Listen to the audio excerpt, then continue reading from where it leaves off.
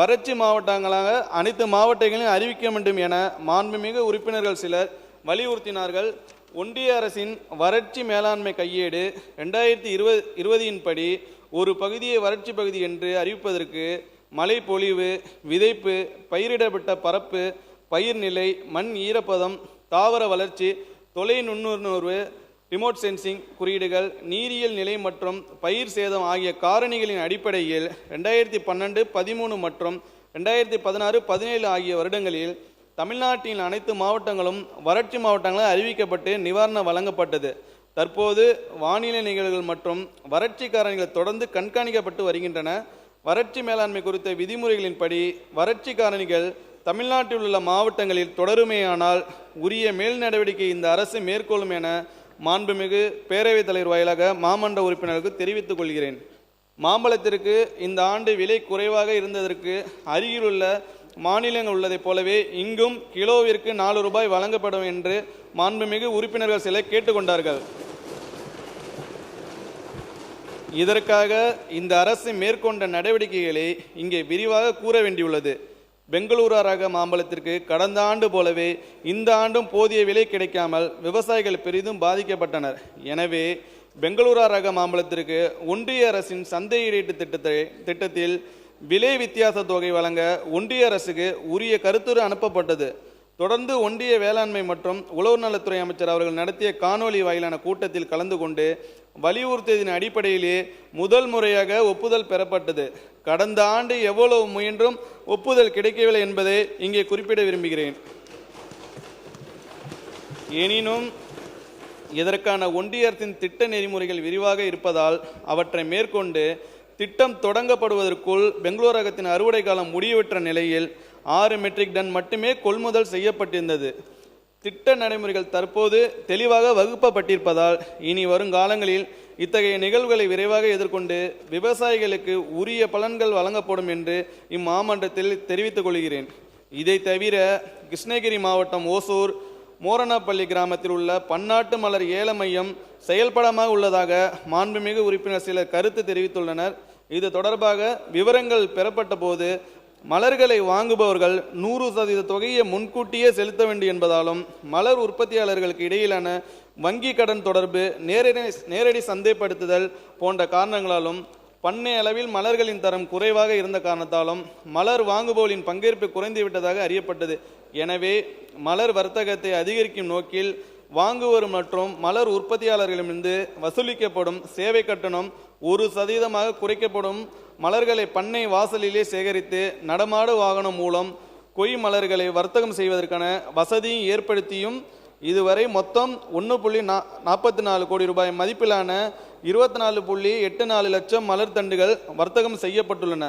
தற்போது மலர் ஏலத்தை அதிகரித்து வாங்குபவர்கள் மற்றும் மலர் உற்பத்தியாளருக்கு இடையிலான தொடர்பை வலுப்படுத்தும் நோக்கில் சந்தை ஒருங்கிணைப்பாளர் மூலம் மலர் ஏல மையத்தை செயல்படுத்துவது தொடர்பாக அரசு உரிய நடவடிக்கை எடுக்க உள்ளது என்பதை மாண்புமிகு பேரவைத் தலைவர் வாயிலாக இம்மாமன்ற உறுப்பினருக்கு தெரிவித்துக் கொள்கிறேன். எதிர்க்கட்சியினை சார்ந்த மாண்புமிகு உறுப்பினர்கள் விவசாயிகளுக்கு பெரிதாக எந்த திட்டங்களையும் அறிவிக்கவில்லை என்று கூறியுள்ளனர். எங்களை திட்டங்களை சரியாக புரிந்து கொள்ளாமல் அவ்வாறு கூறியிருக்கலாம் என்றுதான் நாங்கள் கருதுகிறோம். விவசாயிகள் சாகுபடி மேற்கொள்ள தேவையான திட்டங்களை வழங்குவது ஒரு பக்கம் என்றாலும் அவர்கள் சந்திக்கும் பிரச்சனைகளுக்கு தீர்வு அளிப்பது மறுபக்கமாக இருக்கிறது. விவசாயிகள் சந்திக்கும் பிரச்சனைகள் ஓரிரு நாட்கள் தீர்க்கக்கூடியவை அல்ல என்பதை அனைவரும் அறிவார்கள். அப்படி தீர்க்கக்கூடியதாக இருந்தால் கடந்த ஆண்டுகளில் தீர்க்கப்பட்டிருக்கலாமே, ஏன் முடியவில்லை? அதற்கு தொலைநோக்கு பார்வையும் தெளிவான திட்டமிடலும் வேண்டும். அதற்கு தான் 27 தொலைநோக்கு திட்டங்களை மாண்புமிகு முதலமைச்சர் அவர்கள் வேளாண்மை துறைக்கு என வழங்கியுள்ளார்கள். அவற்றில் இந்த ஆண்டு முதல் கட்டமாக 22 திட்டங்களை செயல்படுத்த உள்ளோம். இவற்றில் வேளாண் பெருங்குடி மக்களின் வருவாயை உயர்த்துவதற்கான ஆலோசனைகளை வழங்க தமிழ்நாடு விவசாயிகளின் வருமான மேம்பாட்டு ஆணையம், விவசாயிகளுக்கு வேளாண் தொழில் முனைவருக்கும் வணிகம் மேற்கொள்ள வழிகாட்ட வேளாண் வணிக வழிகாட்டு மையம், தக்காளி மற்றும் வெங்காயத்தின் விலையினை நிலைப்படுத்த சந்தையீடு திட்டம், விலை நிலைப்படுத்துதல் நிதி, சாகுபடிக்கான நுண்ணறிவினையும் சந்தை ஆலோசனைகளையும் வழங்க வேளாண் நுண்ணறிவு மற்றும் சந்தை மகத்துவ மையம், தென்னை மற்றும் தென்னை சார்ந்த பொருட்களுக்கு லாபகரமாக விலை கிடைக்க செய்ய தமிழ்நாடு தென்னை பதப்படுத்தும் கழகம் போன்ற அமைப்புகள் ஏற்படுத்தப்பட்டுள்ளன.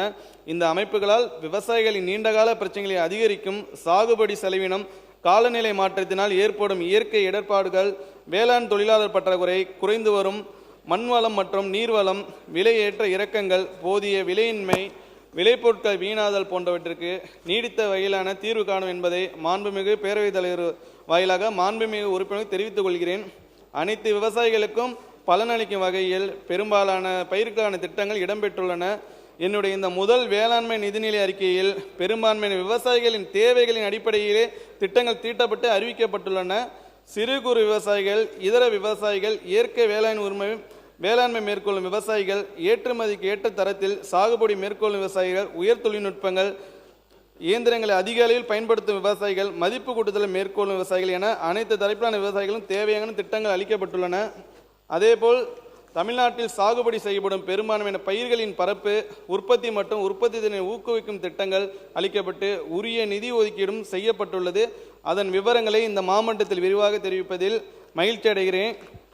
முதன்மை பயிரான நெல்லுக்கென குறுவை தொகுப்பு திட்டம், சான்று நெல் விதை உற்பத்தி மானியம், விநியோக மானியம், உளுந்து, துவரை, பச்சை பயிறு, காராமணி போன்ற பயிர் வகைகளுக்கு பயிர் வகைகளின் தண்ணீர் வைக்கான திட்டம், நிலக்கடலை, எள், சூரியகாந்தி போன்ற எண்ணெய் வித்துகளில் தண்ணீர் வைக்கான திட்டம், சிறு தானியங்களான சோளம், கம்பு, கேழ்வரகுக்கு தமிழ்நாடு சிறுதானிய இயக்கம், குறுந்தானியங்களான சாமை, திணை, வரகு, குதிரைவாளி, பனிவர்க்க போன்ற பரப்பினை இருமடங்காக தமிழ்நாடு குறுதானிய இயக்கம், பருத்தி மலர்ச்சி இயக்கம், மக்காச்சோளத்திற்கு மக்காச்சோள உற்பத்தி மேம்பாட்டு திட்டம், வேளாண் காடுகள் 12,500 ஏக்கர் பரப்பில் விரிவாக்கம், கரும்புக்கு விதை கரும்பு மேம்பாட்டு திட்டம், கரும்பு சாகுபடி மேம்பாட்டு திட்டம், தென்னைக்கு தென்னை டானிக் மற்றும் தென்னை வேர்வாடல் நோய் பாதிப்பை கட்டுப்படுத்த திட்டம், பனைக்கு பனை பாதுகாப்பு இயக்கம், வீட்டு தோட்டங்கள் அமைக்க வெட்டு இளதரசி வீட்டு தோட்ட திட்டம், தளிர்கிரை வளர்ப்பிற்கு தமிழ்நாடு தளிர்கிரைகள் திட்டம், சாமந்தி மலருக்கு LED விளக்குகள் அமைக்கும் திட்டம், உயர் மதிப்பு காய்கறிகள் மலர்களுக்கு பசுமை குளிர் நிழல் வளைக்கு திட்டம்,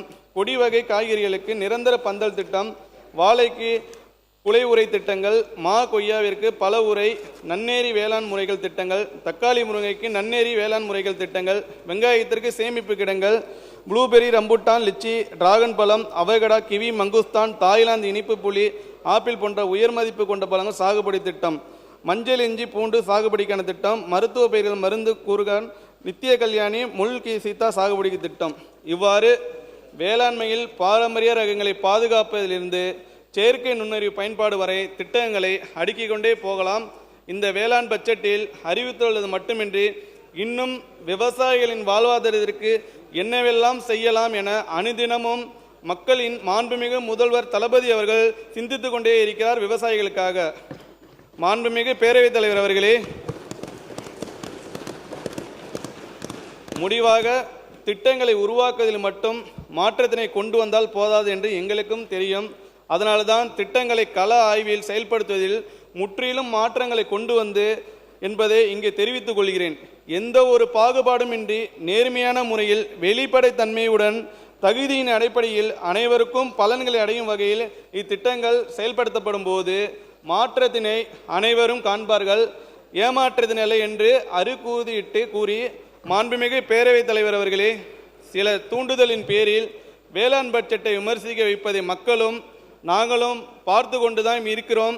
எங்கள் தளபதியிடம் உங்கள் எண்ணம் ஒருபோதும் நிறைவேறாது. விவசாயிகள் இந்த வேளாண் பட்ஜெட்டை வரவேற்று கொண்டாடிதான் வருகின்றனர். ஒவ்வொரு தாக்குதலும் எங்களை ஆவேசப்படுத்தும், அரசியல்படுத்தும், ஒருபோதும் அச்சப்படுத்தாது. ஒவ்வொரு தாக்குதலும் எங்களை ஆவேசப்படுத்தும், அரசியல்படுத்தும், ஒருபோதும் அச்சப்படுத்தாது என்ற புரட்சியாளர் அம்பேத்கர் அவர்களின் வரிகளின் வடிவம்தான் எங்கள் முதல்வர். யார் எங்கள் முதல்வர்? பெரியார் கொள்கையை நெஞ்சில் ஏற்றியவர், பெரும் புரட்சி அம்பேத்கரின் வழிகள் காட்டியவர், கர்மவீர காமராஜின் ஆட்சியை நீட்டியவர், அஞ்சலேமாளுக்கு அருமை கூட்டியவர், வேலு நாச்சியாரை போல வாளை தீட்டியவர். உண்மையில் நீங்கள் ஆச்சரியம்தான் முதல்வரே. அனைவருக்கும் சூரியனால் வியர்த்தது, நீங்கள் வந்த பிறகு சூரியனுக்கே வியர்த்தது. இந்த வாய்ப்பினை எனக்கு வழங்கிய மாண்புமிகு முதலமைச்சர் அவர்களுக்கும் மாண்புமிகு பேரவைத் தலைவருக்கும் என் மனமார்ந்த நன்றியை தெரிவித்துக் கொள்கிறேன். நன்றி, வணக்கம். பிளே ஸ்டோர் மற்றும் ஆப் ஸ்டோரில் இருந்து பாலிமர் செயலியை QR கோடு மூலம் பதிவிறக்கம் செய்யுங்கள். செய்திகளை உடனுக்குடன் பெறுங்கள்.